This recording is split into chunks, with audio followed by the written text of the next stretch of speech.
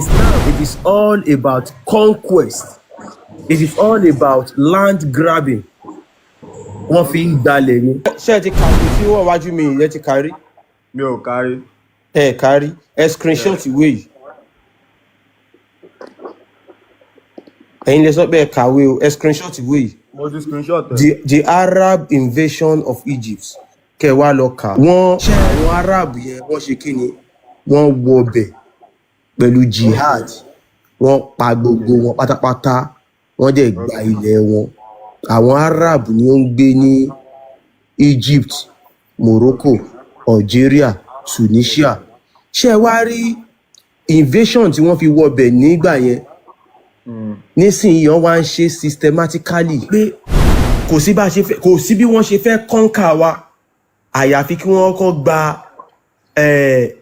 ibi tí energy wa ti wá gangan root wa kọ́kọ́ pé wọ́n ní odò tó bá ti gbàgbé orísun kí ló máa ṣe odò yẹn? Ó máa gbẹ ni. Ó máa gbẹ. Igi tá a bá dẹ̀ ti gé ìtàkùn ẹ̀ kí ló máa ṣe? Òun náà gbẹ ni. Ó máa kú ni. So wọ́n wò pé ọ̀nà tá a lè ṣe ni pé ẹ jẹ́ ká kọ́ gé ìtàkùn àwọn kinní yìí. Ẹ jẹ́ kí a kọ́ disconnect wọn from their root, from their ancestors. Ẹ jẹ́ ká demonize àwọn nǹkan yẹn fún wọn. Ẹ jẹ́ ká gbé fake tó jẹ́ tọ̀dọ̀ tiwa, ẹ jẹ́ ká gbélé wọn lọ́wọ́ kọ́ máa ríra wọn bí ọmọ Lárúbáwá. Now àwọn ìdílé kan lénìí nílẹ̀ Yorùbá bí mo ṣe ń bá yín sọ̀rọ̀ yìí, ó possible kẹ́yìn náà fall sí irú ìdílé yẹn. Bí mo ṣe ń bá yín sọ̀rọ̀ àwọn ìdílé kan tí wọ́n ti conquer wọn ò mọ nǹkan tó ń ṣe nílé wọn. For example. Now, good. Àkọ́kọ́ mi ò rò pé ó yẹ kó lè jẹ́ debate láàrin àṣà ilẹ̀ Yorùbá àti Islam torí àṣà is culture. Ó yàtọ̀ sí ẹ̀sìn. Kò papọ̀. Gbogbo ara lọ school. Tá máa ń differentiate between àṣà, which is culture, àti ẹ̀sìn, religion. I don't think it is the same thing. Ilẹ̀ Yorùbá, Islam ò ní ẹ má wà gbádá náà.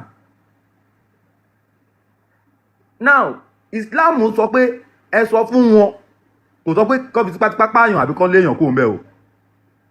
Now, tá bá rá wọn Boko Haram tó ń pààyàn, ọmọ Yorùbá mélòó lẹ ti rí tó jẹ́ ọmọ Yorùbá tiwa tó ti wá jáde ń sìn bíi Sunday Igboho tó ti jáde bàbá Sunday Igboho pé ó yá o ẹ̀yin ọmọ Yorùbá o a máa pa Yorùbá tí Yorùbá ti ṣe Islam ń sìn tó jẹ́ ọmọ Yorùbá gangan tó bá yẹ pé yẹn ti jáde la lè sọ pé ọmọ àlèrè o àwa yìí náà wà lára àwọn tí ó kọjú sí pé báyẹn kọ́ náà ṣe sọ o nǹkan tí ò le ẹ má jẹ́ ká múra wa lọ́tà ẹ má jẹ́ àdọ̀tà ẹ má jẹ́ ká sọ Yorùbá dọ̀tà ara wa. All right, Mr. Kudus ṣe mọ Quran àwọn gbé Quran jáde ṣe lè kà. Now a ní sọ kọ̀kọ̀ tó wà nù Quran torí ìkọ̀kọ̀ tó wà nílẹ̀ Yorùbá kọ̀kọ̀ wà well written tó ìjọ official. Mr. ẹkùn mi anything tó wà nílẹ̀ Yorùbá tó wà well written and official. Mr. Kudus. ká ibẹ̀ lo Quran ẹ má jà lo Quran rárá. Mr. Kudus. Mo wà pẹ̀lú yín. Mo sọ fún yín wípé Islam là ń discuss níbí. So báwo la yẹ fẹ́ discuss Islam tá à ní lo Quran? We are not talking about the Yoruba culture and tradition. We are talking about Islam. And there is no way bá yẹ fẹ́ discuss nípa Islam. Lo Quran, Hadith. Àwa ń sọ wípé ẹ̀sìn Islam ó wá bayé wa jẹ́ ni. Ẹ̀sìn Islam wọ́n wá fi colonize wa ni. Ẹ̀sìn Islam wọ́n fẹ́ fi Arabize wa ni. Ẹ̀sìn Islam wọ́n fẹ́ fi ṣe nǹkan tó ń pè ní ethnic cleansing. Kí wọ́n clean èèyàn, kí wọ́n pa gbogbo ìran èèyàn. Ẹ jẹ́ kí n bèrè lọ́wọ́ yín Mr. Kudus, ẹ lọ school now. Sure. All right. Àwọn ìtàbá wo ilẹ̀ Egypt, àwọn wo ló ń gbé ní Egypt báyìí? Tí wọ́n ṣe kí ni? Tí wọ́n ń gbé ní Egypt. Àwọn Mùsùlùmí ló wà ń bẹ̀. Àwọn wo làwọn Mùsùlùmí yẹn? Àwọn Islam náà ni àwọn Mùsùlùmí náà ni. Àwọn wo ṣáwọn Yorùbá ni àwọn tó wà ń bẹ̀ ni ṣáwọn Áfíríkà ló wà ń bẹ̀. Àwọn Yorùbá kọ́ àwọn ìlú títí wọn nìyẹn. Àwọn ṣáwọn Arab ló wà ń bẹ̀ ni nǹkan tí mò ń bi yín nìyẹn. Àwọn Arab kọ́ ló wà ní Egypt. Àwọn wo ló wà ní Egypt? Ẹ má gbàgbé sọ fún mi pé ẹ lọ school o, so anything tẹ bá máa sọ tẹ bá ń sọ àwọn nǹkan tí ò rí bẹ́ẹ̀ àwọn èèyàn á máa fojú pé educated àwọn wo ẹ ṣe sùúrù nǹkan tí mo bá bí ní kẹ́ dáhùn àwọn wo ló wà ní Egypt? Ẹbí o mọ àwọn tó wà ní Egypt o. Ok, àwọn wo ló wà ní Tunisia? Gbogbo àwọn nǹkan yẹn mi ò mọ̀. Ẹ sọ fún mi pé ẹ lọ school ó yẹ history kan ni mo read ní school. Ó yẹ ẹ mú fún báyìí. Tọ́ bá sọ pé Africa àwọn wo ni ó lè expect kí wọ́n gbé ní Africa? Africa àwọn èèyàn dúdú ni. àwọn èèyàn dúdú ẹ ṣe Okay. now tó bá yẹ pé àwọn èèyàn dúdú ló ní Africa tá a wá wo Egypt tá a wo Morocco tá a wo Tunisia tá a wo Algeria tá a wá bá àwọn tí kò ń ṣe dúdú ń bẹ̀ kí ló ǹjẹ́ ti ṣèwádìí wípé báwo gan-an ni àwọn pípù yìí báwo ni wọ́n ṣe dé ibẹ̀ yẹn ṣé ẹ ti ṣèwádìí. No, ẹni sùúrù o ṣé àwọn tó ń light in complexion tó ń wà ní gbogbo àwọn ibi tẹ́yìn sọ yẹn kò kí ń ṣe only black ló wà níbẹ̀ kò kí ń ṣe only black kò ń ṣe èèyàn dúdú bíi tàwa yìí nìkan ló wà níbẹ̀ tẹ bá notice tẹ bá wo irun wọn.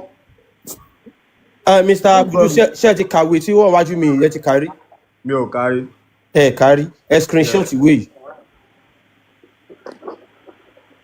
ẹ̀yin lẹ sọ pé ẹ kàwé o ẹ screenshot ìwé yìí. mo ti screenshot ẹ. the Arab invasion of Egypt kẹwàá lọ kà ṣe ẹ rí gbogbo àwọn ibi tí mo dárúkọ yẹn ẹ kí n wò bóyá máàkì ibi tí mo fẹ́ fi wọ̀nyí wọ́n àwọn Arab yẹn wọ́n ṣe kí ni wọ́n wọbẹ̀ pẹ̀lú jihad wọ́n pa gbogbo wọn pátápátá wọ́n dẹ̀ gba ilẹ̀ wọn àwọn Arab ni ó ń gbé ní Egypt Morocco Algeria Tunisia ṣé wá rí invasion tí wọ́n fi wọbẹ̀ nígbà yẹn nísìnyí wọ́n wá ń ṣe systematically because the moment ẹgbọ́n nígbà tí mo bí ilẹ̀ pẹ̀sọ́ pé àwọn Muslim ló wà ń bẹ̀ the Muslims are the Arabs àṣà àti ìṣe àwọn Arabs òun ni Islam so the moment tí wọ́n tó bá jẹ́ black tó bá ti sọ pé o ti di Muslim òun sọ fún wa wípé o ti di Arab because àwọn ọ̀tàn tó máa pa àwọn ìtàn Arab ni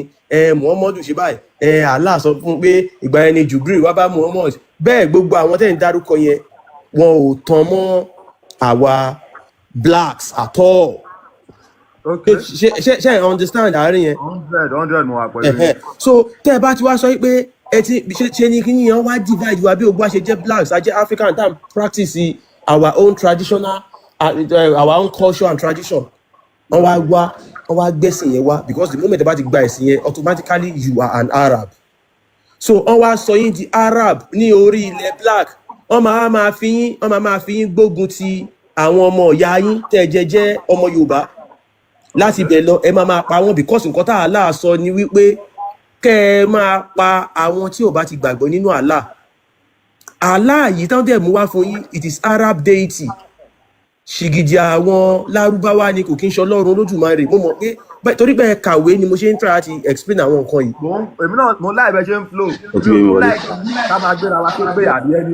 irọ́ tó bá pẹ́ wà pẹ̀lú wa dáadáa kì í ṣe pé n bí unless tó bá pẹ́ tíyàn bá bú wa gan akọ̀ máa wò ní unless tó bá ń lọ la lè sọ pé ọyá báyìí but a máa fẹ́ educate àwọn èèyàn a ò fẹ́ blame wọn because mo mọ̀ pé àwọn nǹkan yẹn náà ó ṣókùnkùn sí wọn.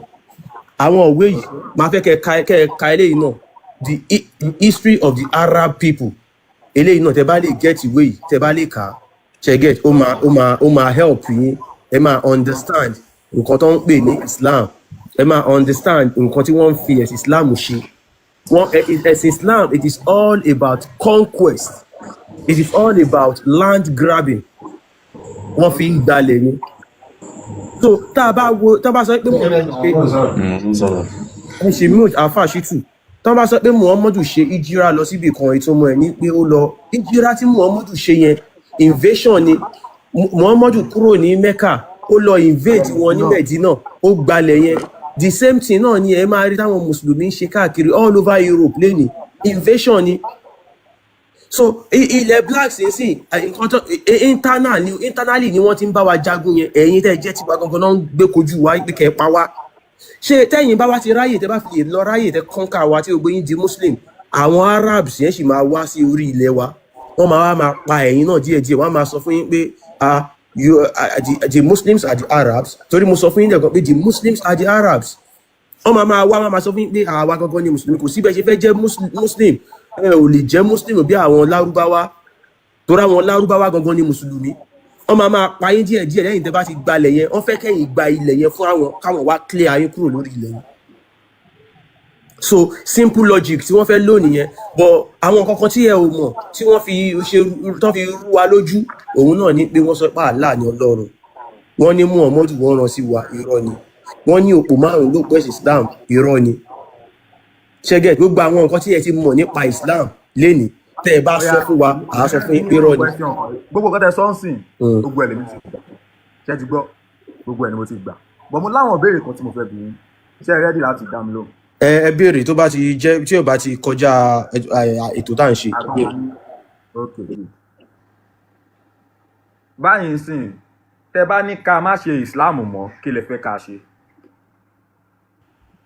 Mr. Kudus tẹ́ bá gbọ́ mi nígbà tí mo máa bẹ̀rẹ̀ sí sọ̀rọ̀ mo sọ fún yín wípé a ò nẹ́sìn ẹ jẹ́ kí n ṣàlàyé fún yín ṣe rí ní ilẹ̀ Yorùbá yẹn mo sọ pé àṣà àti ṣe la ní àṣà àti ṣe yẹn ìdílé kọ̀ọ̀kan ní ilẹ̀ ẹ máa wo issue gbogbo scope àwọn pípù yẹn o nílẹ̀ Yorùbá ìdílé kọ̀ọ̀kan ló ní nǹkan tí wọ́n ń ṣe nílé wọn ní ọ̀dọ̀ tiwa ń sìn ó ní nǹkan tó ń ṣe nílé tiwa ní ọ̀dọ̀ tí yín mi ò mọ ìdílé tẹ̀yìn ti wá tó bá pọ̀ mọ Yorùbá ní yín o ó ní nǹkan tí wọ́n ń ṣe nílé yín so ọ wá wí pé kò sí bí wọ́n ṣe fẹ́ kọ́ńkà wa àyàfi kí wọ́n kọ́ gba ibi tí energy wa ti wá gangan root wa kọ́ńkọ́ bí wọ́n ní odò tó bá ti gbàgbé orísun kí ló máa ṣodò yẹn ó máa gbẹ ni ó máa gbẹ igi tá a bá dẹ̀ ti gé ìtàkùn ẹ̀ kí ló máa ṣe òun náà gbẹ ni ó máa kú ni so wọ́n wò pé ọ̀nà tá a lè ṣe ni pé ẹ jẹ́ ká kọ́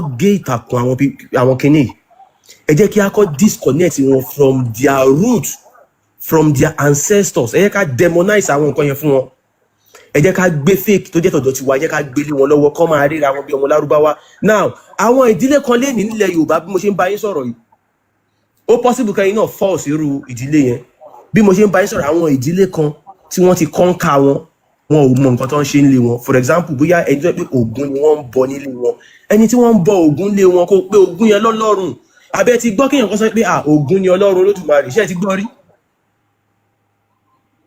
Mr. Kudus ṣé ẹ ti gbọ́ rí kí ni Ògún wá jẹ́ ẹ ṣe sùúrù máa ṣàlàyé fún yín ṣé ẹ ti gbọ́ rí mi ò gbọ́ rí all right now ṣé wá rẹ́ni tí wọ́n jẹ́ pé Ògún náà ṣe ń lé wọn for example wọ́n wá gbé Islam lọ wọ́n wá ní bàbá Ògún tẹ̀ ń ṣe yíya Ògún yìí ó lẹ́nu kò lè sọ̀rọ̀ Ògún yìí ó lè ṣe nǹkan kan ó lè ṣe máa bẹ̀rẹ̀ nǹkan lọ́wọ́ Ọlọ́run direct scope tó ń lò nìyẹn wọ́n wá ní Allah ní kẹ́ ẹ gbàgbọ́ ẹ gbà aláàgbọ̀ wọ́n á gbé Quran lé bàbá yẹn máa lọ gbé Ògún yẹn á lọ dànù bàbá yẹn á ṣe kí ni á gba Islam Allah ló máa mọ̀ bàbá yẹn á bímọ àwọn ọmọ tí bàbá yẹn bí ó máa tọ́ wọn ní ìlànà Arab ìlànà Islam tí bàbá yẹn bá ti kú àwọn ọmọ yẹn ṣe mọ̀ pé wọn ò mọ̀ nípa Ògún yẹn torí bàbá tó mọ̀ nípa Ògún yẹn òun ni ó ti kú yẹn bàbá yẹn kẹ́ni bóyá Ògúndélé ló ń jẹ́ wọ́n lè lọ change orúkọ yẹn pé Ògúndélé tẹ̀ ń jẹ́ yìí Ògúndélé yìí ò dáa ẹ ṣe change orúkọ yẹn ẹ ká fún yín ní Abdulaziz ẹ jẹ́ ká fún yín ní Kudus ẹ jẹ́ kí n lo orúkọ yín for example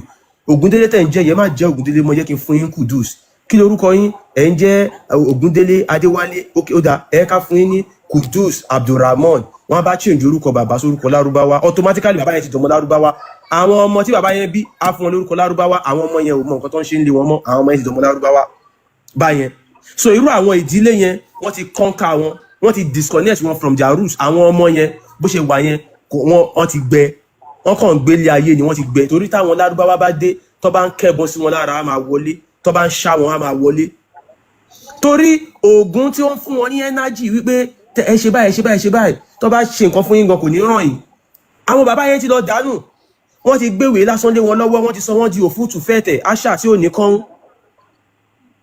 tó ti yé yín so àwọn Ògún yìí wọn ọ̀dẹ́ ń ṣe Ọlọ́run àwọn tí òrìṣà ni wọ́n òrìṣà kí ni nǹkan táwọn ń pè ní òrìṣà òun ni ènìyàn special being ẹni tí òrìṣà dá òun ni a dẹ̀ máa ń pay homage sí wọn ní tá bá sọ pé à ń bọ wọn ò túmọ̀ sí pé à ń pè wọ́n ní Ọlọ́run Olódùmarè bí àárín yẹn bó ṣe jẹ́ nìyẹn ṣe wá rí Allah tí wọ́n wá pè fún yín ní Ọlọ́run kò jẹ́ mọ̀ pé kò ń ṣe Ọlọ́run. èmi ò mọ̀ pé kò kì í ṣe Ọlọ́run. ẹ mọ̀ pé kò kì í ṣe Ọlọ́run. ẹ mọ̀ ṣé ká fún yín lẹ́rìí ẹ̀. ó yá fún mi. ok torí pé ẹ lọ school ẹ yẹ kí n béèrè ìbéèrè báyìí lọ́wọ́ yín kí lórúkọ bàbá tó bí Muhammadu. Abdullahi. kí ni ìtumọ̀ Abdullahi.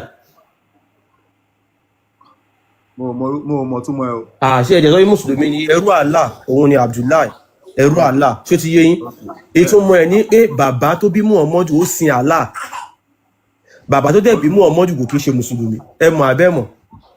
mo mọ ṣé ẹ mọ̀ pé ṣìgìdì ère ló ń bọ ṣé ẹ mọ̀ abẹ́ mọ̀ bàbá tó bí Muhammad. bẹ́ẹ̀ ni ṣìgìdì ère òun ló ń bọ ère Allah ló ń bọ so Allah tí wọ́n wá pákéjì fún yín tán pè lọ́lọ́run fún yín ère ni Okay. ẹ wo Allah ni ẹ wo Allah ni ó wà lójú fún yín yẹn ẹ wo ojú fún yín. kí ló fẹ́ yín ní àrídájú pé Allah lélẹ̀. Alright, nǹkan tó fún wa ní àrídájú pé Allah ni eléyìí ṣé ká fún yín ní hadith kẹ́ ẹ kà fún ara yín. ẹ fún mi ní hadith. Ok. Hadith ẹ má fún mi ládìt ẹ fún mi nínú Quran gangan. Ká fún yín nínú Quran ok ẹ jẹ́ ká kọ́ fún yín ní description yẹn nínú Quran ká tó fún yín ní ẹ bá mi gbé Quran tó sọ wípé Allah ó ní ọwọ́ méjì. Wọ́n máa bá yín gbé jáde ń sin ọjọ́ bẹ́ẹ̀ bá yín gbé jáde so tó bá yẹ tí ń gbé jáde kẹ́ máa kọ́lẹ̀ kẹ́ lọ wò fún ara yín lẹ́yìn yẹn a ṣe máa play video kan fún yín o tẹ́ ẹ máa gbọ́ fún ara yín láti ẹnu àwọn ọmọ Lárúbáwá ètò fẹ́ play orin.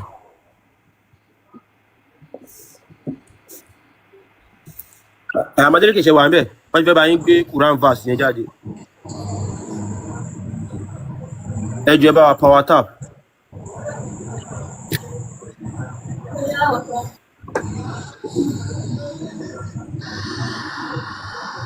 Ok, wọ́n ti fẹ́ bá yín gbé sínsìn ẹ ka áyà yẹn sà.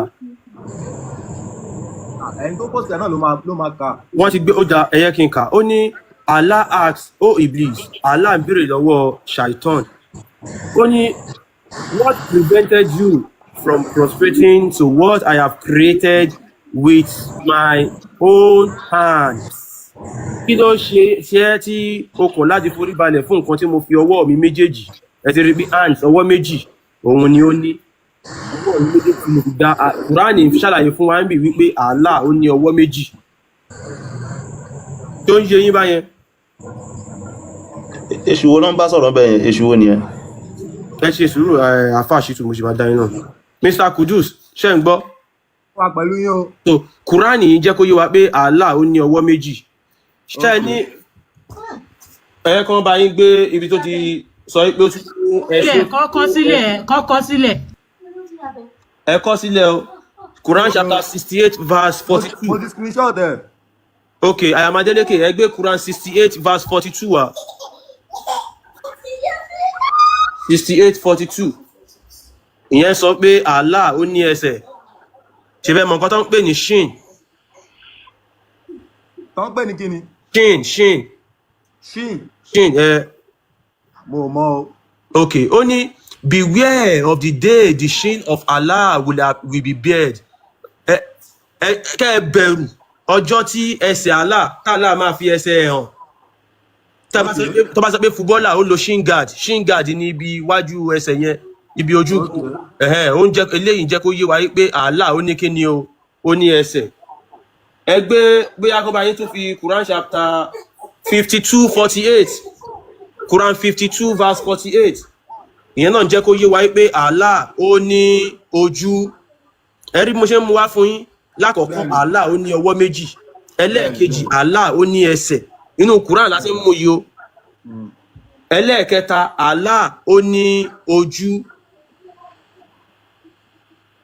Ó ní so be patient with your Lord's decree. Ọmọ yẹn ti play ọkàn bẹ̀rẹ̀ o. Ó wá ní for you are truly under our watchful eyes. Ipe Allah ó ní kí ni o ó ní ojú tó fi ń wò yìí Allah nójú Allah nẹ́sẹ̀ Allah ní ọwọ́ méjì. Now nísìnyìí àwa play àdìt ẹyẹ gbé àdìt yẹn wá káka àdìt yẹn àwa play video àwọn ọmọ Lárúbáwá fún yín àwa dá picture Allah yẹn padà fún yín àwa sọ fẹ́yìn náà wípé kẹ́ ẹ lọ sí Google kẹ́ ẹ tẹ̀ síbẹ̀ wípé Allah idol Google gan máa gbé Allah wá fún yín tẹ́rí bá ṣe analyze ẹ̀ Allah ní ọwọ́ méjì Allah ó ní ẹsẹ̀ Allah ó ní ojú nísìnyìí ọwọ́ méjì Allah yẹn apá abo ló wà òkúta fẹ́ mọ̀ sí nìyẹn ẹ máa wo wọn máa gbé sí this is Sunan Nasai 5379 ẹ lè screenshot yẹn náà ó ní it was narrated from Abdullah bin Umar ṣàlàyé ó ní the prophet said Muhammadu sọ pé those who are just and fair will be with Allah most high on the thrones of light àwọn tó ṣe déédéé máa wà ní ọ̀dọ̀ Allah ní orí àga mọ́lẹ̀ at the right hand of the most merciful ní apá ọ̀tún Allah aláàánú jùlọ. Those who are just in their rulings and in their dealings with their families, àwọn tó ń ṣe déédéé tí wọ́n dẹ̀ ṣe déédéé pẹ̀lú àwọn ìdílé wọn, and those of whom they are in charge, pẹ̀lú àwọn tí wọ́n wà ní abẹ́ wọn. Muhammad said in his hadith, Muhammad wá sọ nínú hadith ẹ̀ yí pé, and both of his hands, that is ọwọ́ Allah méjèèjì, are right hands. Pé ọwọ́ ọ̀tún ni ọwọ́ Allah méjèèjì wà. Quran tàbí akọ́kàn lẹ́ẹ̀kan yóò jẹ́ kó yé wa pé ó ní ọwọ́ méjì, ó ní ojú, ó ní ẹsẹ̀. Hadith eléyìí sọ pé ọwọ́ ẹ̀ méjèèjì yẹn ọwọ́ ọ̀tún ló wà. Ó yẹ wá play fídíò àwọn ọmọ Lárúbáwá yẹn kí Mr. Kudus, orí Mr. Kudus yìí graduate ni wọ́n. So wọ́n kẹ́ tó play fídíò yẹn. Okay. Kẹ́ tó play fídíò yẹn. Àárọ̀ ìtẹ́mi àti ìjọ chat. Ẹ sọ pé orúkọ yín Babátúndé àbí? Ẹ fi ìfọ̀rọ̀ orúkọ lẹ̀ mi, ẹ má wàá máa porúkọ mi ní online bí ṣe get. Bẹ́ẹ̀ ẹ kàn béèrè lọ́wọ́ mi pé kí lorúkọ tí mo jẹ sọ fún yín. Ẹ má bínú, ẹ má bínú. Ẹ save, kò sí nǹkan tí ó ṣe yín ìṣá, kò sí nǹkan tí ó ṣe yín. Ẹ save. So Amadélékè ó yá gbé fídíò yẹn wá. Ẹ máa gbọ́, wọ́n máa gbé wá fún yín sí yìí o. Ẹ máa wo àwọn ọmọ Lárúbáwá ló ń sọ̀rọ̀ o. MS bàbá kọ́ ẹ dúró, ẹ má wọrí, ẹ ṣe sùúrù, ẹ kàn play fídíò yẹn. Ẹ máa gbọ́, ẹ dúró Mr. Kudus, ẹ máa gbọ́. And both of Allah's hands are right hands. We believe that both of the hands of Allah are what? Huh? كِلْتَا يَدَيْهِ يَمِينٌ. Both of them are right. How? I don't know. Don't try. The hadith says very clearly that both his hands are right. Allah described in the Quran that he has a face. Allah described in the Quran that he has two hands when he addressed Iblis, Satan. And he told him, what prevented you from prostrating to what I have created with my two hands? So this is what Allah described himself. Allah says in Surah Al-Qalam that on the day of judgment, Allah Azza wa Jal would uplift and show his leg. The Quran says that Allah has one eye, and another ayah says he has multiple eyes. Whatever Allah says, whatever the Prophet ﷺ says, we believe in it and we affirm it without thinking too deeply about the actuality of this act. And both of Allah. Play to play, mo ń gbádùn bẹ̀ yẹn, mo ń enjoy ibẹ̀ to play, ẹ má jẹ́ ó lọ. Ṣé pé ọwọ́ méjì ni wọ́n ní? Right hand. We believe that both of the hands of Allah are what? Huh? كِلْتَا يَدَيْهِ يَمِينٌ. Both of them are right. How? I don't know. Don't try.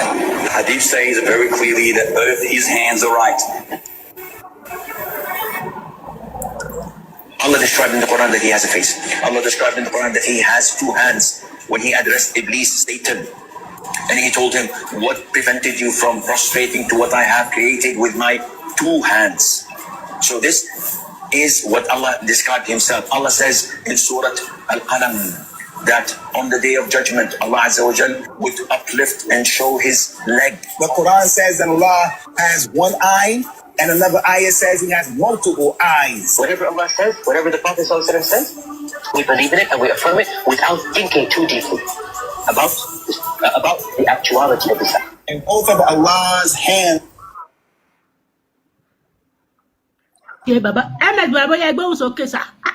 Ìdílé láńtẹ̀lé láti ọdún yìí, mo kàn wéèsì yẹ́ẹ̀sì tí mo fi tẹ̀lé wọn ní ṣá. Ẹ̀yin àràbù ẹ máa ṣòfò ní o, ẹ kàn waste time olúwe, àwa ń kó dànù. Ìyá ni ẹ má máa ṣe pé ìyá ni owó lè pè ní ojú sí tọ́wá dé ṣe pé. So ẹ má bí èèyàn kan ò ṣe pé mo sọ fún yín Mr. Kudus ṣẹgẹs ẹ má wọrí. Ẹ rí wípé nǹkan tẹ bá rí nǹkan tá a play yẹn sìn, ẹ rí wípé àwọn ọmọ Lárúbáwá fúnra wọn ló sọ̀rọ̀ yẹn. Níbi ọwọ́ Allah méjèèjì ọ̀tún ló wà. Allah dáẹ́tì ni, mo jẹ́ sọ fún yín lẹ́ẹ̀kan pé Allah wọ́n ti ń sin Allah yẹn kí Islam tó bẹ̀rẹ̀. Mi ò rò bóyá ẹ̀ ń get Islam, gbà kí Islam jẹ́ tó bẹ̀rẹ̀, ṣìgìdì eré òkúta àwọn nǹkan tí wọ́n ń sìn yẹn náà ni wọ́n ṣe ń sìn. Even up till today, wọ́n kàn repackage ẹ̀ lásán ni. Mo wá sọ kíní kan fún yín, mo ní kẹ́yìn fún ara yín kẹ́ ẹ tẹ̀ sí Google yìí pé Allah idol, tẹ́ bá ní fọ́ọ̀mù méjì ẹ tẹ̀ sí Google, ó máa gbé wá fún yín. Ṣé get? Ó máa gbé wá fún yín pé Allah idol, ẹ tẹ̀ sí Google, ó máa gbé wá. So Allah yẹn dáẹ́tì àwọn Lárúbáwá ni. Ṣé ni ẹ̀yin fi nǹkan tọ̀dọ̀ tí yín ẹ fi ilẹ̀, ẹ wá lọ ń bá wọn sin ti ìdílé àwọn Kùréṣì, ti ìdílé ìlú onílùú. Ṣó ti yé yín bó ṣe rí gẹ́lẹ́ nìyẹn Mr. Kudus. Mo dẹ̀ mọ̀ pé níwọ̀nba nǹkan tẹ́ ṣé mo lè sọ̀rọ̀ ń sìn? ẹ lè research fún ara yín, but tẹ́ bá fẹ́ sọ̀rọ̀ ẹ lè gbóhùn sókè. Ṣé mo lè sọ̀rọ̀? Ẹ lè sọ̀rọ̀ yà. Ok, a dúpẹ́ fún Ọlọ́run. Mi ò bọ́kọ́ tí ì lè sọ ju pé kọ́lọ́ọ̀ba kó má mú wa ṣìnà ò ní kókó. Now mo tún àjọ pé first word ẹ sọ mo agree, second word yìí náà mo tún ti agree. Now nílé tiwa wọ́n sin Ògún Wọn ò sín. àbí kílẹ̀ báwo lẹ ṣe wọ́n ń bọ Ògún ni màá sọ. Bẹ́ẹ̀ ni ìbọ yàtọ̀ sí kéèyàn máa àwa ò kí ń sin nǹkan ṣe get àwa ó ti yé yín. Ó yé mi. Now báwo ni structure Ògún ṣe rí tí màá ṣe mọ̀ pé Ògún yóò rí Ògún rè fake Ògún rè. It's very simple. Bóyá mo bí tó dà pé yín ò believe nǹkan tó ń ṣe nílé yín. Àwa ò dẹ̀ sọ̀rọ̀ Ògún bí ká ní a fẹ́ sọ̀rọ̀ Ògún bí èsì. Ẹ ṣe sùúrù ẹ máa gbọ́ mi o. Ká ní a fẹ́ sọ̀rọ̀ Ògún sí i. Àbá ṣàlàyé fún yín àti wípé nídìílé tiwa tèmi ń sọ̀rọ̀ yìí Ògún kọ́ ni wọ́n ń bọ. So mi ò lè wá sọ nǹkan tí mi ò mọ̀ ń pa ẹ̀. Àfi kẹ́ ẹ bi àwọn tó bá mọ̀ nípa kí lẹ rí. Mi ò ní láti tún sọ nǹkan tó ń ṣe nǹkan tó ń ṣe ń lè tèmi yàtọ̀ sí lè tọ́ tí yín wọn ò bọ Ògún lè tiwa. So ẹ kàn try àti research ọ̀dọ̀ ẹ lọ sọ́dọ̀ àwọn tó yẹ pé Ògún ló ń ṣe ń lé wọn wọ́n á ṣàlàyé fún yín. So ká kàn ra fílẹ̀ síbẹ̀ yẹn ṣe understand ká má waste time. So a lè attend. Bàbá wọ́n ti bọ́lẹ̀ ms bàbá ẹ̀dẹ́ lómi lòun. Ọlọ́run ló mọ ibi tó ń lọ. Ẹ ká lọ gbogbo lọ. Ọlọ́kọlọ mú síbi dání. Olè àbọ̀rú àbọ̀yé. Ẹ kú àtàrọ ẹ kú àtúntò nù.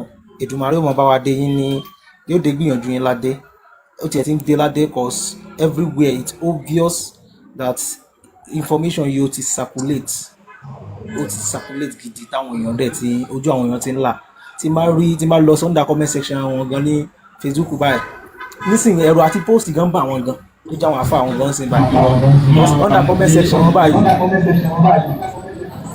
Under comment section wọn wọ́n máa jẹ́ back to back ní under comment section táwọn èèyàn máa jóye wọn pé ànírọ́lẹ̀ ń pa ojú ti là.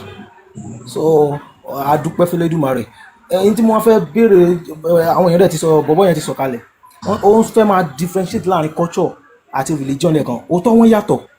Bẹ́ẹ̀ tá a bá wá wò dáadáa religion come to replace culture. Religion ó wá láti wá rọ́pò culture ni. Gbogbo bí tán bá ti introduce religion sí àṣà àwọn tó gbé religion yẹn wá òun náà fẹ́ fi rọ́pò ibi tán gbé religion yẹn bọ̀. Tó o bá jẹ́ Christian nísìnyí tí ìbá ṣe pé ìgbà ìsìn tó yẹ pé ẹnu ti ń kun gbogbo wọn tí gbogbo nìkan òun làwọn Christian náà ṣẹ̀ṣẹ̀ ń wọ native dress. Tẹ́lẹ̀ ẹ máa rí pé ìjọ tó bá ti tọ́hún sí Christian shirt àti trouser àti coat ló máa wọ̀ kiri. O ti gba in one way the other wọ́n ti colonize ẹ o ti gba àṣà àwọn British nìyẹn o ti gbà sá àwọn tìyẹn nìyẹn. Tó bá jẹ́ Muslim náà nìyẹn tó bá ti lè gbà báyìí gba ìsáyidà kó máa wé tọ́ba mọ̀ rí àbí kó máa wọ jàlábíyà. So ẹ tún wá wo ìlànà tí ọ̀rọ̀ mùsùlùmí tiẹ̀ ló tẹ̀lé jù. Orin ara culture ti wà ní heritage wa tó máa ń múnú wa dùn ni ẹ̀yin lára àmọ̀ ni gbogbo nǹkan tó tiẹ̀ tí wọ́n yí olówó sì jù láyé everything tó jẹ́ heritage tiwa tó jẹ́ nǹkan tó yẹ ká máa fi yangàn àsọmọ Yorùbá òun làálà àwọn ẹ̀yẹ against.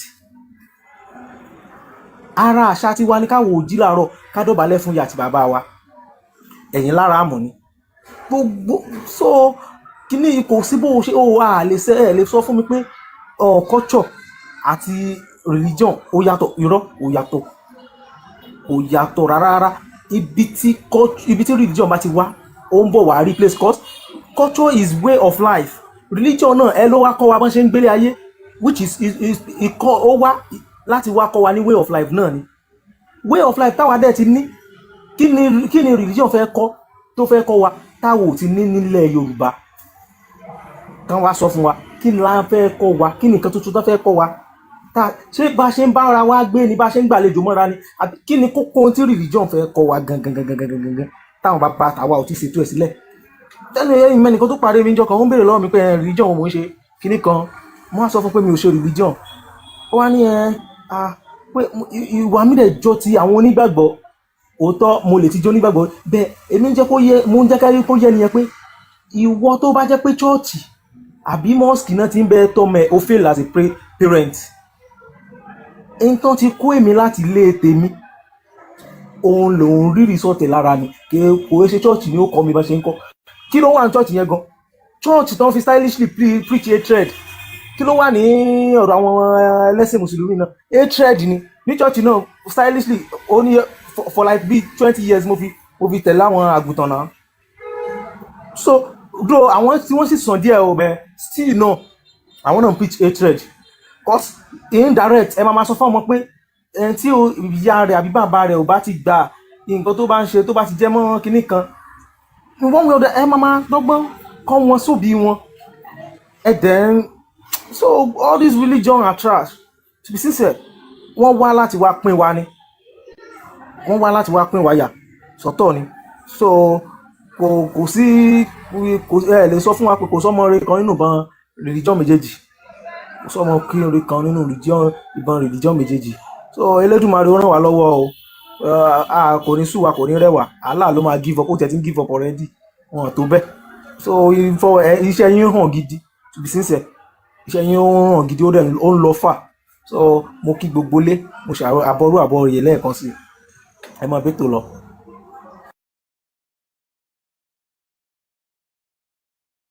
ẹ ṣé bàbá wa àáfàá Ṣítù. Madam ẹ kálẹ́. Ẹ káàbọ̀ bàbá mi ẹ bá gbóhùn sókè. Ẹ kú ètò ṣẹ́rí kọ́nà ṣàánú wa ni gbogbo ala àkọ́kọ́ mọ̀nà tẹ́lẹ̀tẹ́lẹ̀ náà kọ́nà tó fi wá mọ̀nà ṣẹ́rí ọ̀rọ̀ lé ayé ó létò ètò yẹn dẹ̀ ti bẹ̀rẹ̀ tipẹ́ kan tó bí gbogbo àtàn sọ̀rọ̀ yìí èèyàn méjì ló pinlẹ̀ lé ayé yìí tí gbogbo yín sì mọ̀ ní ẹlẹ́dì náà yẹn èèyàn méjì tó sì tẹ́ mọ̀ náà ni Ádámù àti Éfà náà ni. Àwọn oníṣẹ́ Ádámù àti Éfà àwọn oníṣẹ́ yìí. Kò jọra wọn. Ẹ ṣe sùúrù ok ẹ máa bèèrè kankan lọ́wọ́ yín ta ló pinlẹ̀ láyé lọ́dọ̀ tí yín. Ìyá mi àti bàbá mi náà dóra wọn tí ìyá wọn dóra wọn tí ìyá wọn dóra wọn. Ẹni sùúrù tí wọ́n dóra wọn tó fi dórí mi kò sẹ́ni bọ́dí tó pinlẹ̀ ní ayé mi ò bò wọ́n dóra wọn. Àáfàá Ṣítù ẹ má jẹ́ ká sọ yẹn bí báyìí. Ẹ má bínú ẹ jẹ́ ká sọ ẹ máa wá wà Éfà. ẹ ṣe sùúrù ẹ sọ nǹkan mi. ẹ ṣe sùúrù ọba àgbò tí understand yìí báyìí ó dàgbà mo ti understand yìí ṣé ń gbọ́ mi. Àgbọ́yé sà. ẹ ń ṣe ọmọ Ádámù àti Éfà. Bẹ́ẹ̀ni. Bẹ́ẹ̀ ọmọ Odùduwà ni. Kò kàn yín kò sọ ọmọ mi tí ń bá jẹ yẹn má sọ̀rọ̀ ọmọ bí báyìí náà. Abẹ́ gbọ́ra wa yé ni ẹ jẹ́ ká gbọ́ra wa yé ṣé bọ́rọ̀ ọ̀rọ̀ táwọn sọ níṣẹ́ ọ̀rọ̀ àgbọ́yé ni mò ń gbọ́ yín àbá. ẹ jẹ́ kí n bá yín sọ̀rọ̀ èmi ní béèrè tó fẹ́ béèrè lọ́wọ́ yín. Ẹ béèrè. Ṣé Allah máa ń ṣìyàn lọ́nà? Ṣé Allah máa ń ṣìyàn lọ́nà? Bẹ́ẹ̀ ni. Òun lẹ béèrè. Bẹ́ẹ̀ ni. Bẹ́ẹ̀ ni. Ó dẹ̀ máa ń fìyàn mọ̀nà. Bẹ́ẹ̀ ni. Ok nígbà tó ń ṣìyàn lọ́nà. Àlàyé rẹ̀ fún wa lórí ẹ̀. Kádàrá ṣe ń gbọ́ tọ́lọ́ ti kọ́ mọ́ ní kálukú òun ló máa ṣe mọ́ ní kálukú lára ibẹ̀ ni ìtumọ̀ bá tẹ́sán yẹn wà ẹmọ̀kan tó jẹ́ kádàrá àyànmọ́ ẹmọ̀kan tó ń jáyànmọ́ ẹmọ̀kan tó ń jáyànmọ́ àyànmọ́ yẹn Ọlọ́run ló yàn mọ́ everybody ẹni tí ó ṣìnà ó ṣìnà ẹni tí ó mọ̀nà Ọlọ́run ti mọ gbogbo wọn. But ó ní nínú Quran verse kan tó ní pé ẹni tí òun Allah bá ṣe lọ́nà bẹ́ẹ̀ni ṣe rò bẹ́ pé ẹ̀yin èèyàn ṣe lè fi mọ̀nà ni ṣe irú ẹni bẹ́ẹ̀ yẹn ṣé kádàrá ẹ̀ náà ni àbí Allah? Kádàrá ẹ̀ náà ni. So Allah ló mọ̀ sí lọ́nà. Bẹ́ẹ̀ni. Ok nígbà tí Allah mọ̀ sí lọ́nà kí ló wá dé tó wá dá iná sílẹ̀ fún Ọlọ́run fún ẹ̀mí tó fẹ́ fi náà jó wọn lọ́rùn. Ìbéèrè tẹ́ ń béèrè ẹ náà ló máa jẹ́ kí ẹ dáhùn ìbéèrè yín pé kí ló tọ́lọ́ ti dé èṣù. Èṣù kọ́ là ń sọ mò ń béèrè Allah ni mo fi béèrè lọ́wọ́ yìí. Òun ni definition ìbéèrè yìí. Allah ti dá èèyàn. Òun ni definition ó máa yé yín ẹ dúró ẹ kí n dáhùn béèrè yín. ó máa yé yín mo fẹ́ dáhùn béèrè yín ẹ kí n dáhùn béèrè yín. Now, ẹ jẹ́ kí n tún repeat ẹ̀ kẹ́ má bàa Now. ìgbà wọn lè. now, oh yeah. Allah nínú verse Quran kan Now. olóhùn Allah Bẹ́ẹ̀ni. oníṣẹ́ rò bá pé ẹni tí òun ṣì lọ́nà ẹ fẹ́ fi lọ́nà ni that's mean pé ẹni tó bá ti ṣì lọ́nà a lè fi mọ̀nà Bẹ́ẹ̀ni. òun ló ṣì lọ́nà nígbà tó wá ṣe ẹni lọ́nà yẹn tí ó jẹ́ kẹ́ni yẹn mọ̀nà wáyé tó wá dá iná sílẹ̀ lọ́rùn tó fẹ́ fi náà ju àgé Kádàrá rẹ̀ ni.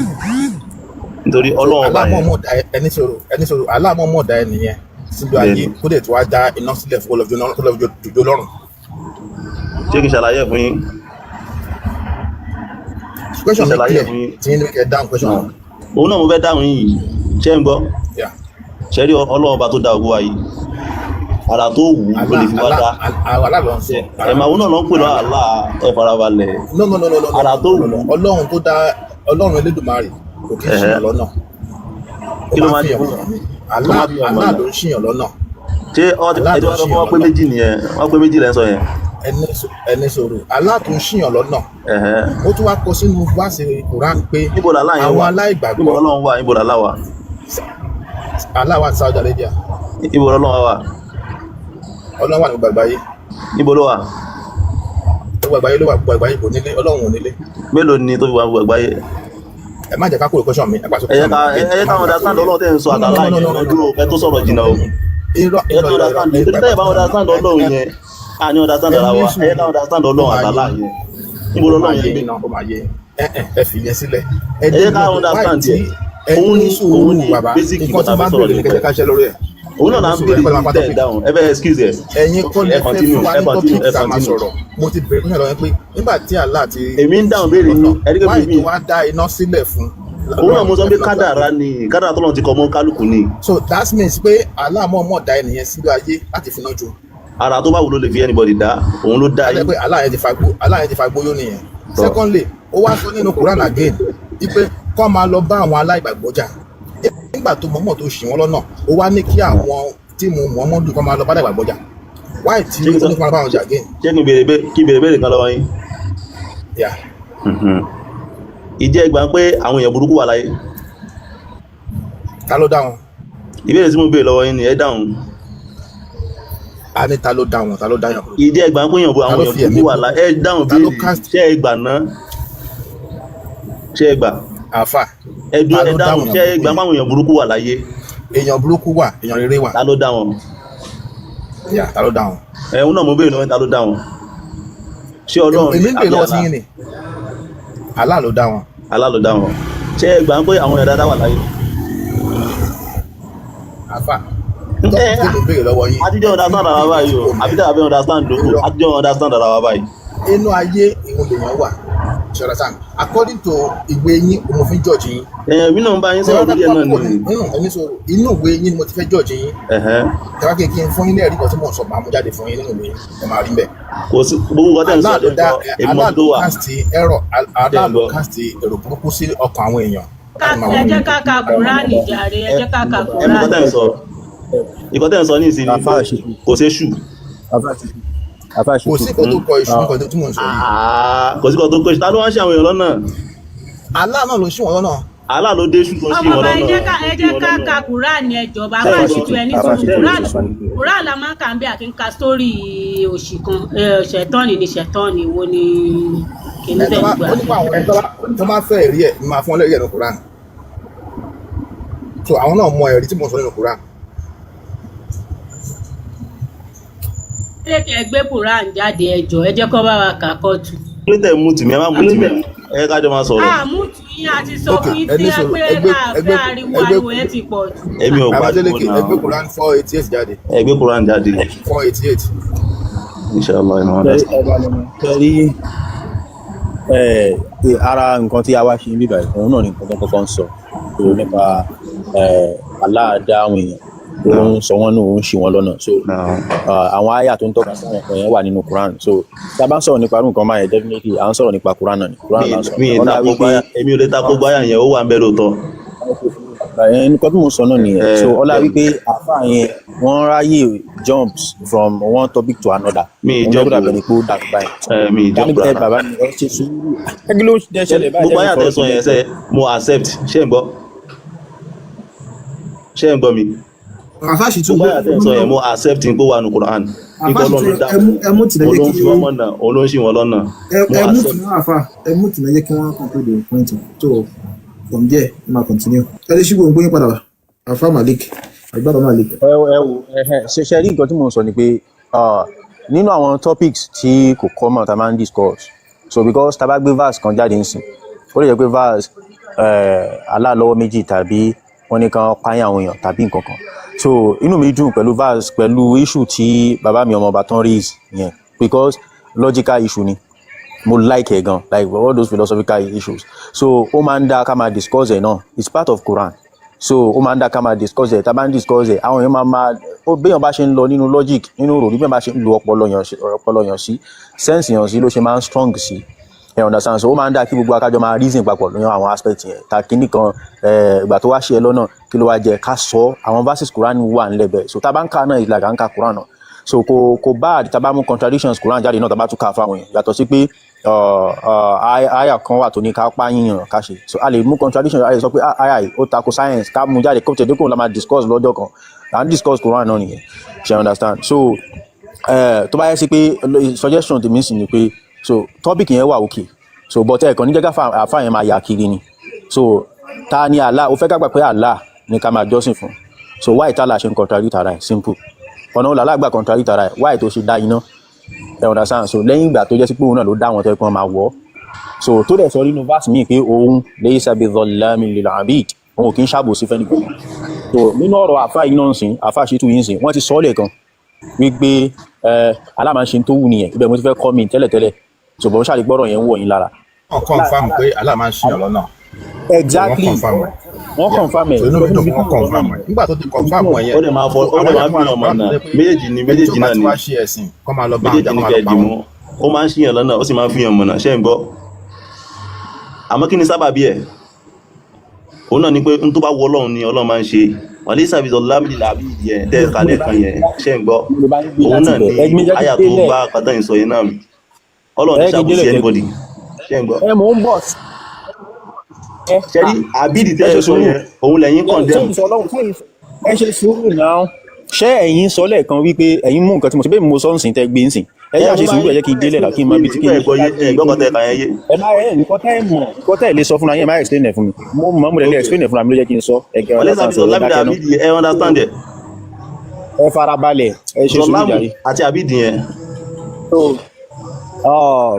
ẹ̀yin dẹ̀ wà bẹ́ẹ̀ ni pé so wáyé tó ṣe jẹ́ sí wípé Allah wáyé tó ṣe jẹ́ sí wípé Allah so wáyé tó ṣe jẹ́ sí pé ó dá iná lẹ́yìn ìgbà tó jẹ́ sí pé òun ló so nígbà tẹ́ ń sọ̀rọ̀ lẹ́ẹ̀kan ẹ ti believe nínú ara yín gbọ́dọ̀ náà wípé Allah ìgbà tó ń ka yín mọ́ kọ́nà sọ wípé ìgbà tó ń ka yín mọ́ kọ́nà ẹ jọ náà who is this person iná kí ló ṣẹlẹ̀ kí ló ṣẹlẹ̀ kí ló tẹ̀ farabalẹ̀ kí ló tẹ̀ kí n farabalẹ̀ náà ẹ farabalẹ̀ náà ara yín máa ń gbọ̀n mo ń tọ́ ní ìbéèrè tẹ́ fẹ́ béèrè sí pọ̀ nísìnyí ẹ̀yẹ kan lẹ́kọ̀ọ́ béèrè. mi tí ìbéèrè kankan mo ṣe ń lọ ní ilé ẹ̀kọ́ mi ẹ ṣe sùúrù mo ń bọ̀ so mo fẹ́ délẹ̀ mi tí mo ń sọ̀rọ̀ ẹ̀ mọ̀rọ̀ gbọ́ ni ọ̀tọ̀ ni pé mo ń bí ọ̀tọ̀ ni pé it's part of what I'm saying. ẹ máa sọ yín lọ mo ti kọ́ lẹ́ pé ẹbìnrin pé kí ló tààrà yìí dá iná number one ọ̀ya. so wọ́n sọ̀rọ̀ lẹ́ẹ̀kan wípé Allah ẹ̀yin sọ wípé ó máa ń ṣe nǹkan tó wù ní ìgbà tó ka yín mọ́ kọ́nà tẹ́lẹ̀ pé ẹ ti di pé ó fẹ́ contradict àná ẹ wá dá sí pé Allah máa ń ṣe ètò wù Allah máa ń ṣe nǹkan tó wù ẹ dákẹ́ náà kí ló dé ń ṣe báyìí. kò contradict ṣe àwa yìí. ìṣẹ́jú díẹ̀ tí mo fẹ́ fi sọ̀rọ̀ ẹ̀ lè jẹ́ kí n sọ̀rọ̀ ṣé ó le tó báyẹn ni. ẹ máa kọ́ra sí mi lẹ́nu ni ẹ máa change ọ̀rọ̀ kò contradict. idiot ni máa yọ òsì daily speaking. yẹn wọn ò lè dáhùn ẹ because ọ̀rọ̀ yẹn ti takora wọn nígbà tí Allah ṣìyàn lọ́nà tó wá dá iná sílẹ̀ fún yàn ó tún wá kọ sínú Quran náà pé ẹ̀yin ìjọ Muhammadu ẹ máa lọ pa àwọn ọ̀ṣẹ́bọjà ẹ máa lọ pa wọn.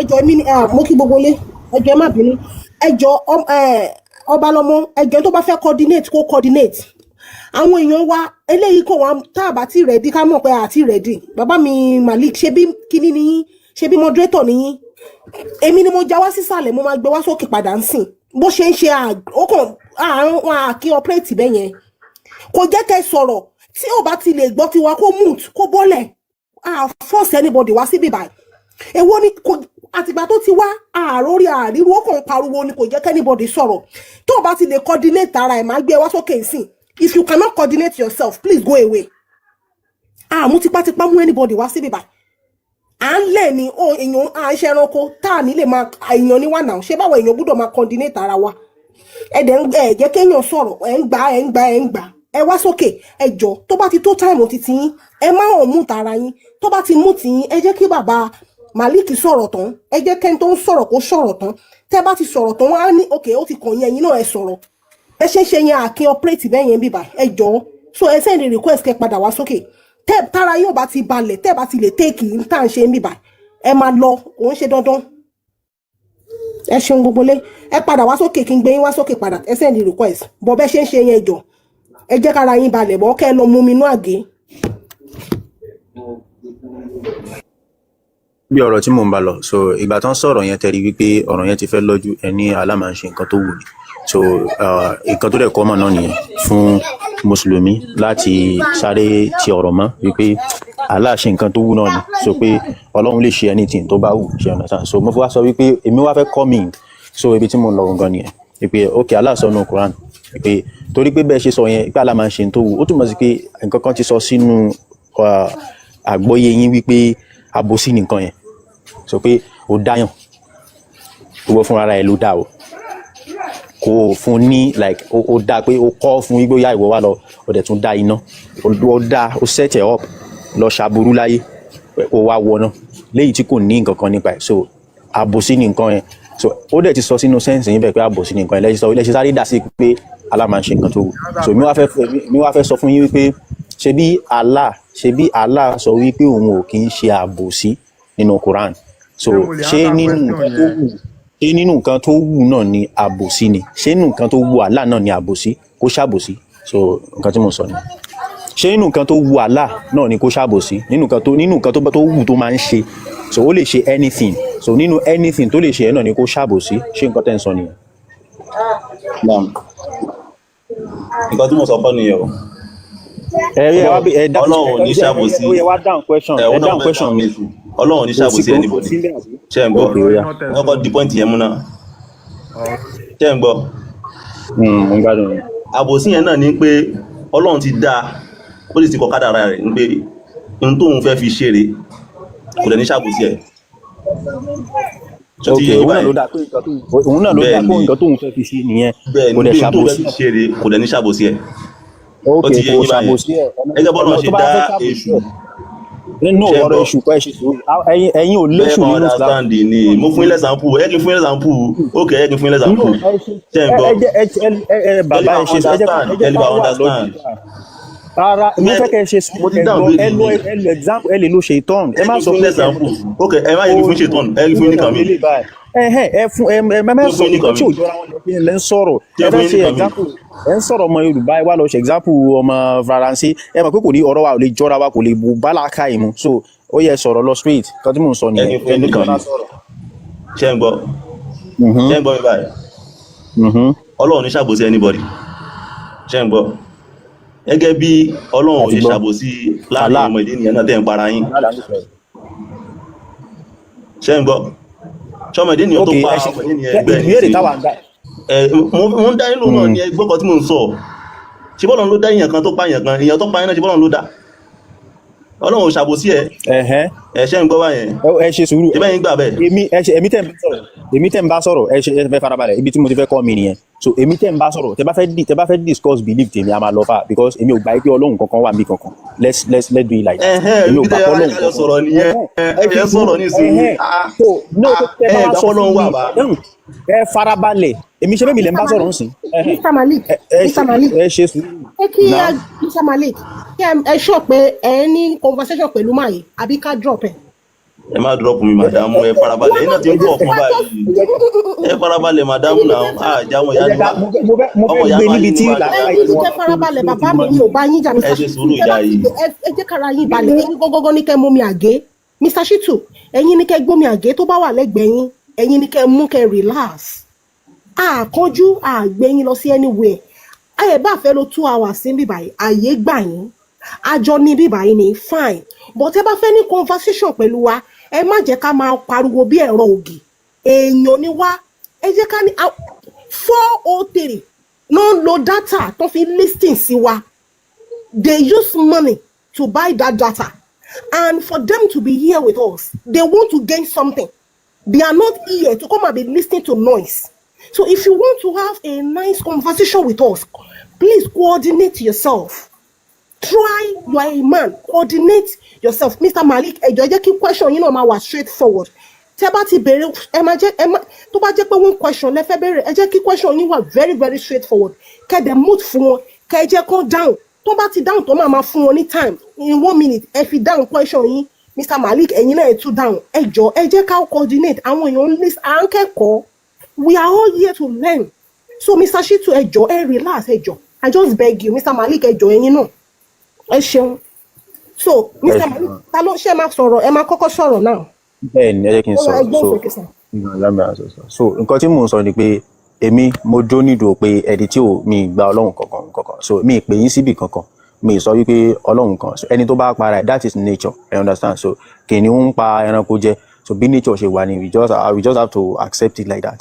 So ìwọ tó bá gbé ẹnìkan fún mi pé ó wà lókè, ó wà lórí àga aládàṣe, ó gbọ́n, ó wà hakim. Èmi ò níròyìn yẹn fún I understand. So gbogbo a mọ̀ pé nǹkan kan ló fa source tí ayé fi bẹ̀rẹ̀. So gbogbo nǹkan kan báyẹn, so gbogbo ìmọ̀ science àti everything yẹn àsìkò ọ̀tọ̀ la máa ń fà yẹn. I understand. But kò níròyìn pé ó gbọ́n, ó ní aláàánú ni, ó wá ṣe kinní kan, gbogbo àwọn ìròyìn tẹ̀ fún yẹn. So èmi ò ní problem, mo ti yọra mi. So because kìnìún pa yẹn, tí má rí kìnìún tó pa ẹranko ẹgbẹ́ ìjẹ́, I will be like, that is nature, bí nature mo gbà ká mú. So torí mi ò believe pé kò bọ́dà mi, torí pé mo mọ̀ pé kò sí ẹnìkan bí kankan tó jẹ́ hakim tí wọ́n máa rò pé ṣé bọ́lọ́hún ṣé kò yẹ kó dá sí ètò kìnìún ìṣe lọ ní báwo ló ṣe ń wò tí gbogbo ẹ̀ ṣe ń bàjẹ́ báyìí, because gbà pé kò sí nǹkan tó wà tó ní àwọn ìròyìn yẹn.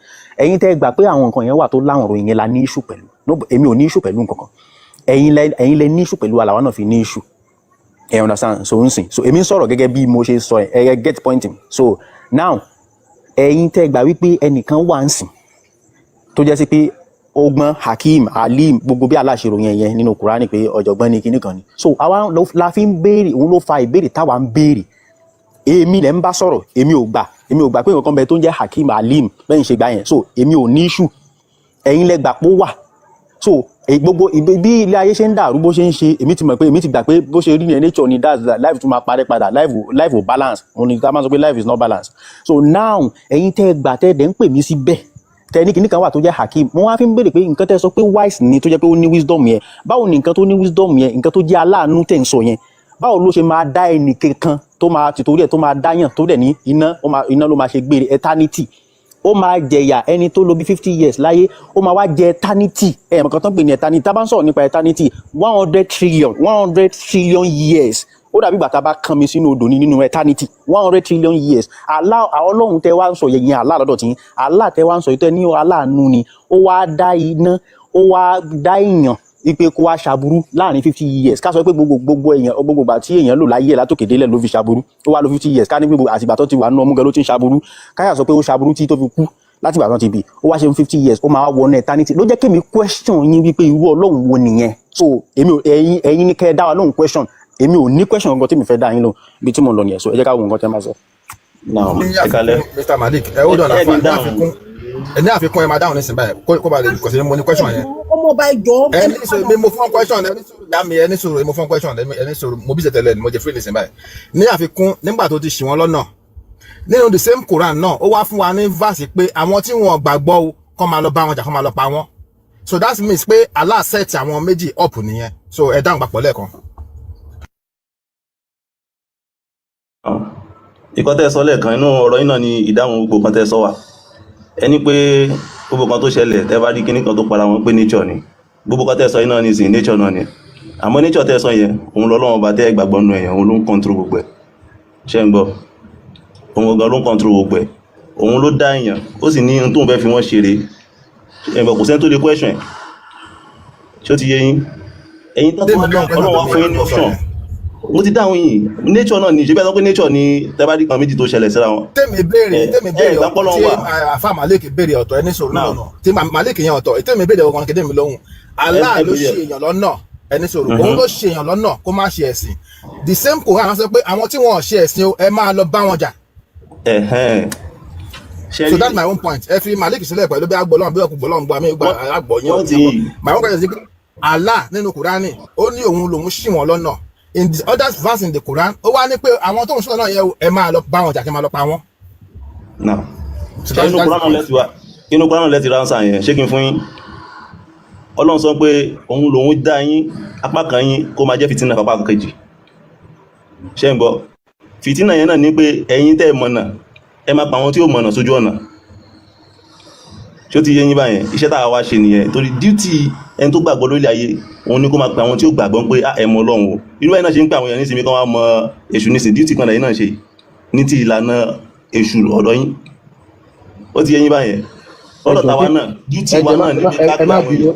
Ẹ má bínú Mr. Afa òkèèyàn kan má dá sí discussion lẹ́yìn àti Malik so that kó má sí pé ẹ máa go back. Ṣé mo ti dáhùn béèrè yín dáadáa báyìí? Ẹni yẹn ti bọ́lẹ̀ ṣe get ẹni yẹn ti bọ́lẹ̀ ẹni tí ẹjọ́ sọ̀rọ̀ tẹ́lẹ̀ ẹjọ́ máa continue Mr. Malik ẹ continue pẹ̀lú wọn. Ọ̀ya ẹ continue.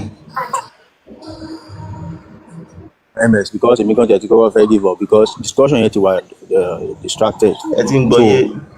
So mo ti sọ̀rọ̀ kalẹ̀ bí mi ṣe sọ nǹkan tó fa ọ̀rọ̀ tí mo sọ last mo tún máa gbé máìkì fún yín padà èmi fẹ́ kẹ́ sọ̀rọ̀ ni mo fẹ́ kẹ́ sọ̀rọ̀ dáadáa ṣe rí àwọn ọ̀rọ̀ tí mo sọ yẹn kalẹ̀ mo fi set yín up ni so mo dẹ̀ stand lórí ẹ̀ so èmi fẹ́ kẹ́ sọ̀rọ̀ kẹ́ ṣe wá sí fáwọn ẹ̀ kẹ́ sọ̀rọ̀ kẹ́ ní mínítì díẹ̀ sí kẹ́ sọ káwọn èèyàn lè mọ bẹ ṣe ń ronú tó so èmi sọ fún yín èmi ò gbọ́ lọ́hùn gbọ́ ó yẹ ẹ jẹ́ kí n máa sọ̀rọ̀ báyìí ẹ má interrupt mi tí mo bá ti délẹ̀ ẹ jẹ́ kí n sọ kó tẹ́ mi lọ́rùn tí mo bá ti délẹ̀ ibi tí mo fẹ́ dé mo fi Ọlọ́run Olódùmarè búra mi ní jẹjá pín sí yín so ẹ máa sọ̀rọ̀ yín lọ àwọn èèyàn máa gbọ́ yín now nígbà tá à ń sọ̀rọ̀ nítorí wípé a fẹ́ bí lọ́jíìkì tèmi ṣe lọ lélẹ́yìí o nítorí pé a fẹ́ sọ fún yín pé Allah contradict ara ẹ̀ Allah ó ní òun ló máa ń fìyàn mọ̀nà ló máa ń sọ̀yàn nù òun ló sọ wọ́n nù wáì tó ṣe tún wá dá iná nítorí pé òun náà ló sọ wọ́n nù ẹ sọ wípé ó máa ń ṣe nǹkan tó wù ní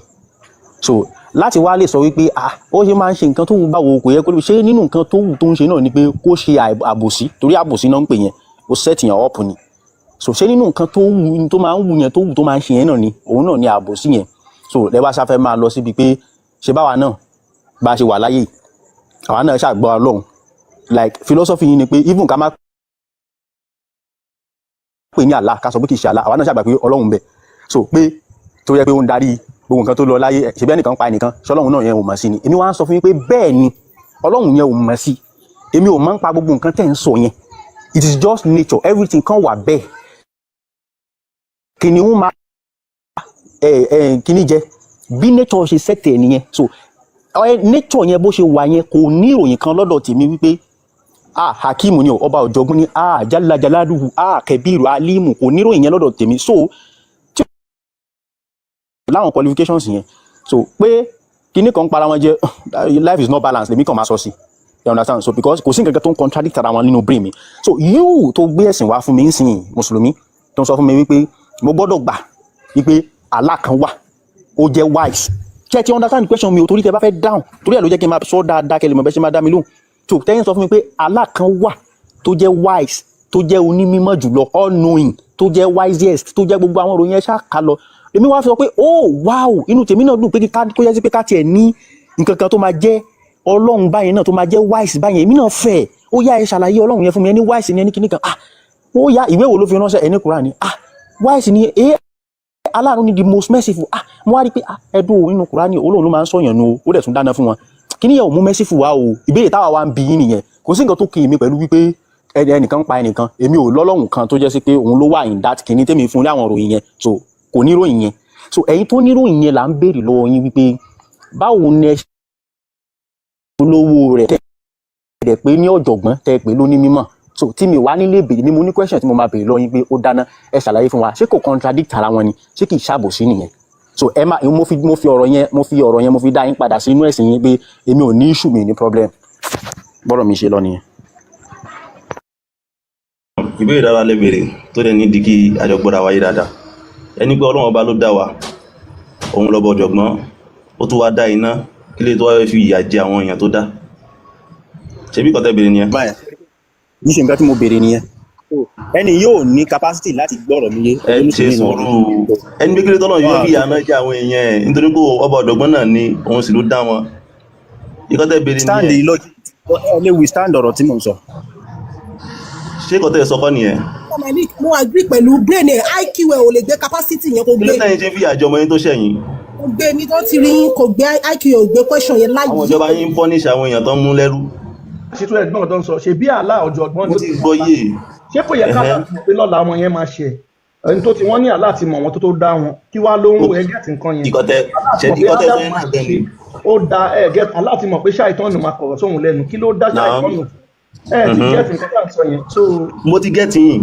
kágẹ́tì ó yẹ ṣàlàyé àlá àti mọ̀ inú ọgbọ́n rẹ̀ náà ni gbogbo kọ́tẹ́ ń sọ iná wà. so ó túmọ̀ sí pé àlá àwọn náà láti ṣe àlá náà ló sì ṣe nìyẹn. ṣé kí n sọ ọkọ fún yín. ẹni pé àlá àmọ́ ọ̀la ẹ máa gbẹ ẹni pé àlá àmọ́ ọ̀la ó dá ṣáìtọ́nù ó dẹ̀ mọ̀ pé ṣáìtọ́nù máa ti ṣe so kò yẹ kó yáàyè gbogbo ẹ lẹ olóhùn mọ̀ọ́lá kò rí gbogbo nǹkan yìí kọ́tà ń sọ fún yín gan nìyẹn náà pé ẹni tẹ́ pé láàlá yẹn ṣe gidi ní òòjọ́ ṣé ń gbọ́ sẹ́ ṣé ń gbọ́ mi inú ìtumọ̀ ọ̀nà ìyẹn náà lẹ́ ń tú yìí.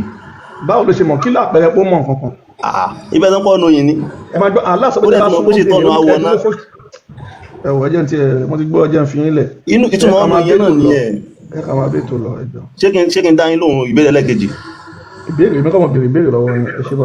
ìbéèrè tán béèrè lẹ́ẹ̀kan pé kí ló tọ́nà ìfẹ́ fi àjà àwọn èèyàn tó yẹ pé ó dẹ̀ jẹ́ kó òun. ẹ máa sọ pé lè yí wa àlá kí ló dé tó fẹ́ fi àjọ wọn yẹn. kí ló dé tó fẹ́ fi àjà wọn. tó dá wọn tó wá tó dá iná. ẹ farabalẹ̀ torí àsìkò tí mo ní ìsìnkú 45 minutes lọ́mọ kí n lọ kírun ṣá. afẹ́ kírun dímọ̀ bí ìbàṣẹ jẹ́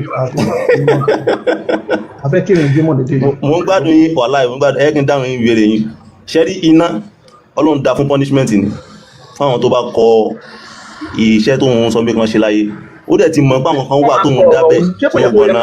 ṣé kò yẹ kó dá wọn pé kọ́ máa kọ́ ṣé kò yẹ kó ṣe sùúrù bọ́lọ̀ ṣe dá ọmọ ẹdẹ nìyẹn náà nìyẹn ṣé ó ti yé yín ṣẹ́rí bẹ́ẹ̀ ṣe wà yín nísìnyí ṣé ń gbọ́ òun lẹ́yìn kí n má pẹ̀rẹ̀ wálẹ̀ kan pé àwọn èèyàn burúkú tó wà láyé tán ń pa àwọn èèyàn kí ni punishment wọn tó bá yín pọ́ lọ́wọ́ bọ́ ń ṣe iná owó láyésílẹ̀mù làbíd tẹ̀sọ́ lẹ́ẹ̀kan ṣó ń yé yín.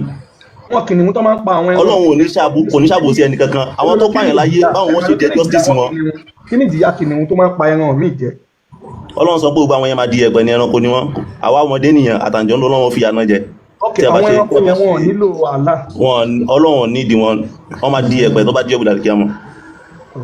bẹ́ẹ̀ yẹn ọmọdé nìyẹn tẹ́ẹ̀sìn lọ́run ṣẹ́ ń gbọ́ Ọlọ́run dá iná fún Ọlọ́run ti mọ̀ pé àwọn ètò iná wọ̀ náà inú mọ́ Ọlọ́run náà ni ṣẹ́rí ayàtọ̀ kalẹ̀ kan yẹn pé Ọlọ́run ní ṣàbòsí ẹni kankan àbòsí yẹn náà ni Ọlọ́run ní ṣe tọ́lọ́run fi ìyà náà jẹ wọ́n tó dá àwọn èèyàn tán ṣàbúrú láyé ìfà àwọn tán pa àwọn èèyàn tán pa thousands ẹ̀yẹ wo àwọn èèyàn tán pa àwọn èèyàn pẹ̀lú àwọn atom bombs. àfáàṣìtò ẹni àwọn tó ń pa àwọn èèyàn wọn ọ̀dà àbí ṣebí. wọn ọ̀dà. tó ẹ jẹ́ wọ́n ṣe báyìí Allah tó wá sọ pé ẹni tó bá fi Islam lẹ̀kẹ́ pa ṣáàlà yẹn dàbá yẹn. ẹni tó bá fi Islam lẹ̀kan pa. bẹ́ẹ̀ni ṣé Allah yẹn wá dàbá no ẹni òfin Ọlọ́run nìyẹn. ẹ máa gbọ́ ẹ ti ń lọ bò mí ẹ lọ́wọ́n tó pààyàn pé torí ẹ̀yìn Allah ṣe da iná kí wọ́n ẹ dúró ná ẹni kí wọ́n jẹ ìjìyà wọn Allah wá tó wá sọ fún àwọn Muslim pé ẹni tó bá fi Islam lẹ̀ kí wọ́n pa àwọn Muslim tó wá pa ẹni tó fi Islam lẹ̀ yẹn. wọ́n tẹ̀lé aṣọ Ọlọ́run ni. ẹ dúró ná ìjìyà wọn làlá máa ṣe fọ́ wọn ni. wọ́n tẹ̀lé aṣọ Ọlọ́run ni wọn ní jìyà. àwọn yẹn ẹ̀mọ́jọ́ tí yẹn bá kò tẹ̀lé aṣọ Ọlọ́run. kò ń ṣe ìlú Nàìjíríà lọ́mọ ti lò ẹ ṣe sùúrù ibi tó ti ń lò òfin ṣẹ̀ríà ibi tó ti ń lò òfin ṣẹ̀ríà lọ́mọ ti ń lò òfin yẹn ṣé ń gbọ́ ibi tó ti ń lò òfin ṣẹ̀ríà lọ́mọ ti ń lò ṣé ń gbọ́ tó máa ń lò òfin ṣẹ̀ríà Nàìjíríà tí mùsùlùmí bá fi Islam lẹ̀ ṣé ń gbọ́ ríkù lọ pé ṣé ń gbọ́. no Mr. Shitu ẹni sùúrù náà ṣe Mr. Shitu. ṣé ẹ understand ẹ jẹ́ kí n ṣàlàyé kí ní ìrọ̀lá fún wọn ẹ má gé ọ̀rọ̀ sí mi lẹ́nu ẹ jẹ́ kí n ṣàlàyé. mi ìgbé ọ̀rọ̀ sí mi lẹ́nu ẹ̀yin lẹ sọ pé àwọn tó bá pààyàn torí ẹ̀ ní Allah ṣe dá iná kí wọ́n lè jẹ ìjìyà wọn Allah wá sọ fún àwọn Muslim náà pé ní tó bá fi Islam lẹ̀ kí wọ́n pa so tọ́wọ́n Muslim bá pa ní tó fi Islam lẹ̀ kò sí jìyà fọ́wọ́n yẹn. wọ́n tẹ̀lé àṣẹ Allah ṣé ń gbọ́ wọ́n tẹ̀lé àṣẹ Allah ni àmọ́ tó pààyàn lásán ṣé ń gbọ́ tó pààyàn lásán láì sí ìdí kankan òun ló takò àṣẹ Ọlọ́run. Àfáàṣìtù ṣé Ìlọrin lẹ́wà ṣé Ìlọrin kọ fún yín ẹni sùn ṣé Ìlọrin lẹ́wà. fún iṣẹ́ ọmọ Ìlọrin Àbújá làwa wà. Àbújá ok ẹ ti wà pẹ̀lú àwọn Boko Haram yẹn mo ti rí bẹ́ẹ̀ lára rẹ̀. Boko Haram wá sí l'Àbújá. mo ti gba ìjókòó síbẹ̀. ilẹ̀ Haúsá lọ́run yẹn lọ́wọ́ ṣé ń gbọ́. ẹ jẹ́ ẹ máa dọ́ta tó lọ náà mo ti rí pé Muslim gidi ni ẹ ṣe báyìí gẹ́gẹ́ bí nínú súnà ẹ mọ̀ pé nínú súnà ṣé ẹ lè fọ iná lè fọ ọmọ ọdún mẹ́fà tó ká fẹ́ kí wọ́n sì kẹ́lẹ̀ tì máa lọ bẹ́ẹ̀ ni. ṣé ń gbọ́ ó fẹ́ sílẹ̀ kò súnmọ́ lọ́mọdún mẹ́fà. ṣe lè bá sùn lọ́mọdún mẹ́sàn-án ẹ máa gbọ́ ṣe lè bá sùn lọ́mọdún mẹ́sàn-án. ọmọ ọdún mẹ́sàn-án àmọ́ àwọn èèyàn tó ṣe bẹ́ẹ̀ dáadáa nínú àwọn ọba ṣé ẹ̀yin náà lè lẹ́yìn ṣe bẹ́ẹ̀ ẹ̀yin náà lè ṣe bẹ́ẹ̀ ọba Aláàfin Ọ̀yọ́ fún ọmọ ọdún mẹ́wàá. nǹkan tá a máa ń sọ nìyẹn ẹ máa sọ nǹkan tí ẹ rí ṣé ń gbọ́ tó bá ti ń di pé ẹ fẹ́ kò ń máa ṣe aburú ẹ kò fẹ́ ń ṣe máa aburú sọ̀rọ̀ kò ń ṣe sáwọn àwọn ìgbó ló ń torí àgbàlagbà àwọn mọ́détọ̀ ẹ lè drop wọn kò ń ṣe aburú bàbá kò ń ṣe aburú ṣe ń wọ́n gbọ́. máa sọ nǹkan tí ẹ lẹ́rìí fún mọ́détọ̀ Ó kí kí laburú tó wà bẹ́ẹ̀? wọ́n ti Kí ṣe laburú? tán ṣàgẹ́t sọ̀rọ̀ tẹ nímọ̀ tó bá ti sọ wọn tí wọn ẹ máa lárí wọn mọ́ kàbá nǹkan tẹ́ ẹ lẹ́rìí ẹ dẹ̀ máa sọ ṣáwọn sọ̀rọ̀ láì mẹ́rin jáde bí báyìí èèyàn rádaràda ó ní téèyàn bá pààyàn Allah dáná fẹ́ nìyẹn bọ̀ tí muslim bá pààyàn Allah máa tún fún ní 72 veg. ẹ wàá mọ̀ nǹkan tó fọ́nì olówó èkó tó fọ́nì nípa Islam ni pé tẹ bá sọ pé Muhammadu ṣe nǹkan báyìí Muhammadu ni role model àbí because mi mọ bẹ́ẹ̀ ṣe ń ronú ẹ understand ẹnìkan sọ ní comment section lẹ́ẹ̀kan pé mo fọ́ọ̀sì wọn láti think ẹni ẹ get ní sincerely speaking bí mi ṣe wà nìyẹn mo fẹ́ fọ́ọ̀sì wọn mùsùlùmí mo fẹ́ kàn lò làákàyọ̀ brain yẹn tán pàtì yẹn ẹ gbọ́dọ̀ lò níṣẹ́